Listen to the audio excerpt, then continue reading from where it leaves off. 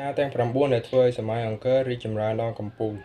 សម័យអង្គរគឺជាសម័យកាលមួយដែលមានភាពរុងរឿងនិងមានរយៈពេលយូរបំផុតរបស់ប្រទេសកម្ពុជាគឺគិតចាប់តាំងពីឆ្នាំ802រហូតដល់ឆ្នាំ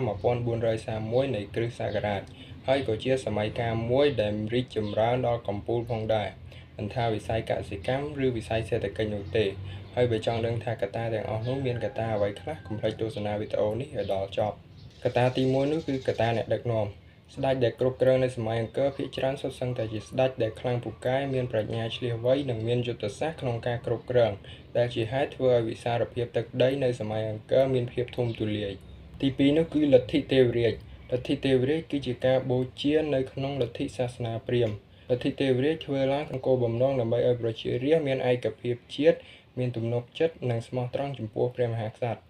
រាល់បទបញ្ជារបស់ព្រះមហាក្សត្រចាត់ទុកថាជាបទបញ្ជារបស់អាទិទេពនេះក៏ជាមូលហេតុដែលធ្វើឲ្យព្រះមហាក្សត្រមានលទ្ធភាពក្នុងការគ្រប់គ្រងនិងអាចកសាងប្រាសាទធំៗបាននាសម័យនោះទី3នោះគឺវិស័យយោធាកងទ័ពសម័យអង្គរសុទ្ធសឹងតែជាកងទ័ពដែលស្ទាត់ជំនាញនិងខ្លាំងពូកែព្រះមហាក្សត្រជាអ្នកបញ្ជាកងទ័ពដោយផ្ទាល់ពេលចេញប្រយុទ្ធព្រះមហាក្សត្រជាអ្នកចេញប្រយុទ្ធដោយផ្ទាល់ព្រះគំរូដ៏ល្អនេះធ្វើឲ្យកងទ័ពមានកម្លាំងចិត្តក្នុងការប្រយុទ្ធយ៉ាងខ្លាំងក្លាទី4នោះគឺវិស័យរដ្ឋបាលវិស័យរដ្ឋបាលមានការគ្រប់គ្រងយ៉ាងត្រឹមត្រូវតាំងពីថ្នាក់លើរហូតដល់ថ្នាក់ក្រោមទី5នោះគឺវិស័យតុលាការយុត្តិធម៌សង្គមត្រូវបានធានាព្រោះព្រះមហាក្សត្រទ្រង់ជាអ្នកកាត់សេចក្តីជូនប្រជាពលរដ្ឋលេខ6នោះគឺវិស័យកសិកម្មវិស័យកសិកម្មមានការរីកចម្រើនដោយសារមានទំនប់ទឹកប្រឡាយទឹកសម្រាប់បម្រើការចំណែកឯផលស្រូវត្រូវបាននាំចេញទៅប្រទេសក្រៅទី7នោះគឺវិស័យសេដ្ឋកិច្ចវិស័យសេដ្ឋកិច្ចមានការរីកចម្រើនព្រោះបាននាំយកទិន្នផលទៅលក់នៅប្រទេសក្រៅដូចជាទិន្នផលស្រូវទិន្នផលសណ្តែកនិងពោតជាដើម